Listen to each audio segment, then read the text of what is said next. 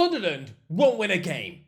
Hello, I'm the Irish guy. And never in Premier League history as a team gone an entire season without winning even a single match. No, of course not. That would be the most embarrassing ever achievement. I bet like someone managing to go 10 years without hearing the words happy birthday once. What, not even your annoying nosy neighbor who spies in your bin for gossip? Failing to win a single match over the course of an entire Premier League season must be a bit like somehow managing to chip your tooth drinking soup. Unless you're smashing your gnashers off the spoon, I think you'll be okay. Guys, with Derby County of 2008 were the most revolting team I've ever seen. They were getting spanked so often you'd swear they'd messed up the lines to ABC. There's nothing funny about that. But honestly, I mean, that team conceded 6 goals in 3 of the final 10 league matches. They were absolute spineless snot muffins. And even they still won a match against, never mind. Okay, it was Newcastle. 1-0. Yes. The only team to lose to Derby County all season long, and guess what? That Newcastle manager, somebody who even failed to beat Derby in the rematch, no, still, inside the next decade, he'd be rewarded with the England job. Make that make sense. But yes, even Derby got a win. This season is mountainously important for Sunderland, because right now, I think the overall joke club in Premier League history might be Southampton. There is a case for that, because yes, Derby County were briefly awful, but they were only awful for 1 year. But Southampton, they've now finished bottom of the Premier League 3 times and lost 9-0 twice. They are officially the second worst Premier League team of all time after last season. So I think all of that together squeaks them to being overall the biggest joke club of the Premier League era. But Sunderland can win that prize this season, absolutely. Sunderland have not lost a Premier League match 9-0. No, of course not. But they have lost 8-0 to the club who've lost 9-0 twice, getting absolutely crushed on a trip to Southampton in 2014. Sunderland also became the worst ever Premier League team twice in 3 years, setting a record low points total of 19 in 2003, and then breaking that with an even worse 15 points in 2006. They've been relegated from the Premier League 4 times. 3 times they finished with 24 points or less. So if they were now to break Derby County's hideous points total of 11, make no mistake about it, they would take the crown for being the Premier League's biggest ever joke club. This is why I think Sunderland are doomed. First of all, how many promoted teams survived after coming up through the championship playoffs? Well, between 2003 and 2016, only 3 clubs survived: West Ham, Hull, and Swansea. West Ham only stayed up because they fluked the signing of Carlos Tevez, which is nothing short of a miracle. It's like me finding £1 billion note in my next packet of skips. And Hull were insanely lucky to stay up in 2009 after winning just 2 matches after Halloween. Crystal Palace in 2014 had a great miracle escape after losing 9 out of the first 10 league matches. But Swansea in 2011, yeah, they did very well. But after 2016, things changed. Yeah, playoff winning clubs kept surviving. Huddersfield of 2018, Aston Villa of 2020, although a VAR malfunction was all that kept them up, Brentford of 2021, and Nottingham Forest of 2022. That was a brilliant run.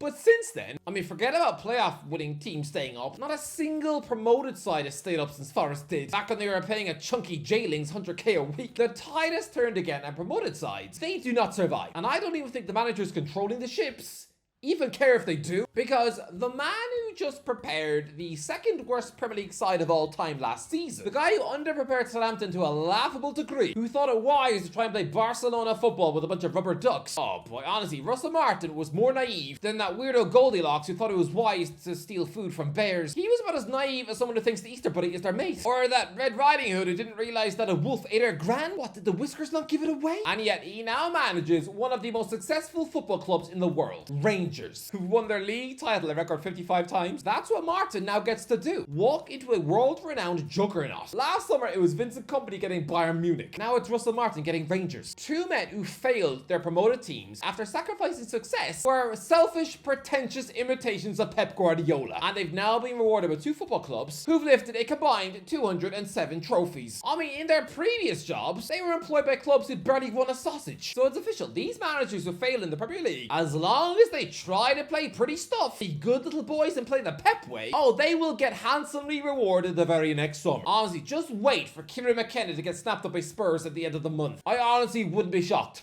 Fail at Ipswich Town, get them mercilessly relegated without a fight, and yet you breeze into a Champions League job. It honestly would not even make me choke on my shreddies. I'm half expecting it to happen. Whereas before, if managers were relegated from the Prem, even esteemed big-time managers, oh no, relegation automatically chews their reputation into wet spaghetti. Look at the clubs Rafa Benitez managed after Newcastle. And Christ, I know he eventually went and got the Manchester United job later down the line, but Ole Gunnar Solskjaer was heavily linked for the Aston Villa job in 2012, but after relegation with Cardiff, he has to flee back to live in the Norwegian mountains, living in a village where you probably don't get Wi-Fi in the loo. Lads, look at the state of Sunderland's form. We have all seen teams undeserving of promotion before. I remember that was Derby in 2007. They were coming up against a brilliant, sensational West Brom team in the playoff final. A Baggies team who scored 100 goals coming into that Wembley final. Tony Mowbray's team were absolutely sparkling. They just rounded off the season with a 7-0 win over Barnsley. Yeah, 100 goals. Lads, I vividly remember telling someone in school that West Brom had scored 100 goals, and you know what he said? Who cares? Well, who's laughing now, Coonerty?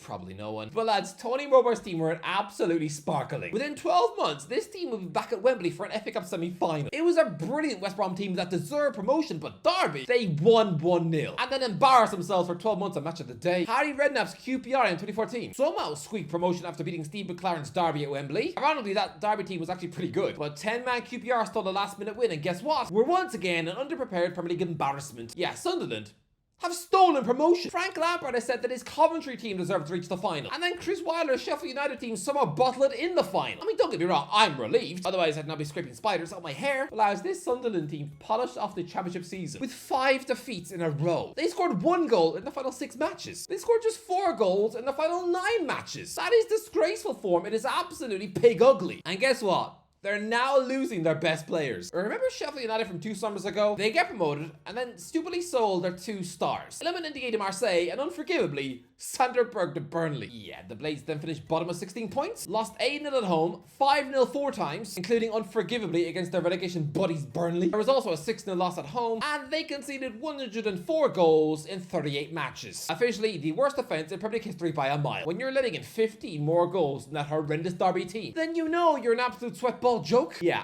That is Sunderland now, because their star boy Job Bellingham is ditching them for Borussia Dortmund, and you can't blame him. Because of his big bro joined that club, and after that, got to jump to Real Madrid. If you really thought that Job was going to turn down the Germans, then you must be some strange individual who wants to taste pony poo. Sunderland facing summer overhaul with 6 of the best players linked to transfers. See? I mean, the wonderkid winger who scored the winning goal in the championship playoff final, the 19-year-old Tommy Watson living his boyhood dream, he's already out the door. He's only joined Brighton for 10 million beans. And Sunderland's 17-year-old star Chris Brigg, a sensational midfield attacking talent who became the youngest ever player to start a playoff final. Someone who chewed up nearly 50 appearances this season and who scored a backheel winner in a fake Derby win over Middlesbrough. Oh, he's got massive transfer interest too. And I'm guessing the only way that Sunderland could possibly keep hold of him until the end of the transfer window is if the chairman injects him with 3 months worth of chicken pox. Even their 23-year-old Northern Ireland international fullback Trey Hume is courting interest from Wolves. Sunderland are selling. I mean, Sunderland are loving their talented kids right now, right? But the big haunting boogeyman is telling me that these children will splutter and choke. And what's telling me that is the existence of Jack Clarke. Over a year ago, this young winger was the star boy of Weir's side. I mean, I know that doesn't take much. I've lived in Sunderland. It's about as exciting as chewing your nan's raisin bran. But yeah, he spanked in 15 goals from the wing a year ago. Turns and moved to Ipswich and was so incredibly garbage I feel ill thinking about it. 0 goals in 20 matches. Ipswich went down. Are we sure that this young, exciting Sunderland side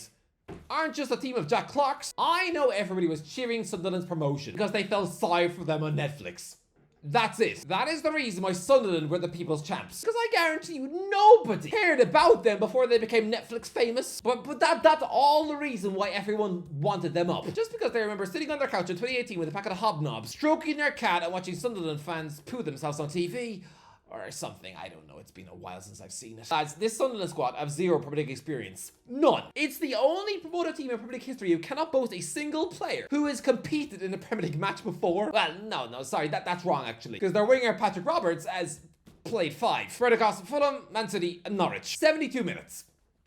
That's it. That is the Premier League experience in this squad. Oh, actually, no, sorry, no. Their injury-prone flop winger, Ian Baveda, someone who has barely played and can't get in the team, he did scrape a few 20-minute cameos when he got relegated at Leeds, but that is it. No one else has played a minute. And you're telling me they will stay up? No, it will be a hot mess. It's a team of unproven children. Twice of their captain, Dan Neil, is only 23. Even their goalkeeper looks 12. They've got one player in their squad who is Premier League quality right now. It's 25-year-old midfielder Enzo Levy, who they just broke the bank to sign for £19 million.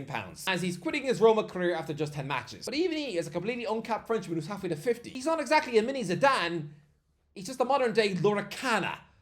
And no one remembers who he is. And by the way, the captain Neil is actually now linked with a switch to Roma. Ironically, to replace the fee on the bench. Sending this group of kids out into the big bad world of the Premier League is about as irresponsible as a mum letting her kids go trick-or-treating alone in a bad neighborhood. Don't blame me when your 10-year-old gets put in a pie. Not even when their manager Regis Labrie has an ounce of Premier League experience. He only ever had one previous job, and that was at Lorient, where he got them relegated. His only experience of a relegation battle is where he had zero impact, losing 7 consecutive games in the spring. Oh, he's in that good news. Oh, it's another one. When are these bananas ever gonna end?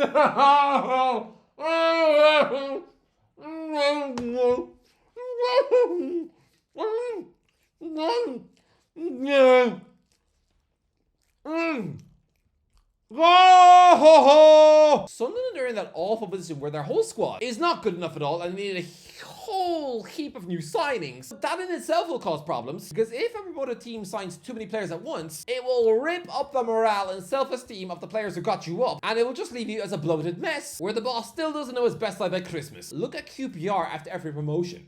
Or Ipswich last season. Even Nottingham Forest had massive problems when they started buying everyone with a nice haircut. I'm going to tell you it now. Drink it in. I don't think Sunderland will put a single win on the board. And they will become the first team in Premier League history to not even put a points total up in the double digits. I'm telling you, this is going to be a super painful year where they will have their dignity spread across Scottish toast. This will be the 3rd time that Sunderland set a record low points total in the Premier League as the worst ever side. 2003, 2006, and now 2026. Just watch. At the top of it off, there's probably going to be a 7-0 defeat. Maybe 8. Maybe 9. Maybe even 10 at the top of it all off. The cherry on the top of a hideous, poisonous pancake that will be their revolting season back in the Prem. I reckon they're going to be slapped in both Tynemere derbies because Newcastle United are out for revenge in the most spiteful way. I know Newcastle beat them in the FA Cup last year, but oh no. No. Sunderland beat Newcastle in embarrassing 6 times in a row between 2012 and 2015. Half of those Sunderland victories were 3-0 wins. 2 of them were in St. James's Park. In fact, the Magpies have not actually beaten Sunderland in a Premier League match since 2011. They haven't actually beaten them at home since 2010. When Sunderland were coached by Steve Bruce, it was so long ago that Jordan Henderson was on the pitch. It's 15 years later and Newcastle have yet to beat Sunderland at home since. This is absolutely woeful. So can you imagine the atmosphere at St. James's Park when they welcome Sunderland? This is a cup-winning Champions League Newcastle brimming with £100 million players coming face to face with a bunch of terrified kids. I genuinely think we're looking at the biggest Tynemere derby defeat since Sunderland scored 9 in 1908. Wow, that must have been an embarrassing afternoon. But yeah, I will say that Newcastle will win 6-0 at St. James's Park and maybe 5-1 in Sunderland. It's gonna be rough. And when you add all those things together, I think this is gonna be hands down the worst Premier League season of all time. Yeah, but that's just it. They're not in the Premiership. We are! Anyway, that's the end of the video. Let me know in the comment section. Am I talking crazy? Let me know in the comments. Are you a big Sunderland fan now? Let me know in the comments. Don't forget to click, share, and subscribe. I'll talk to you in a while.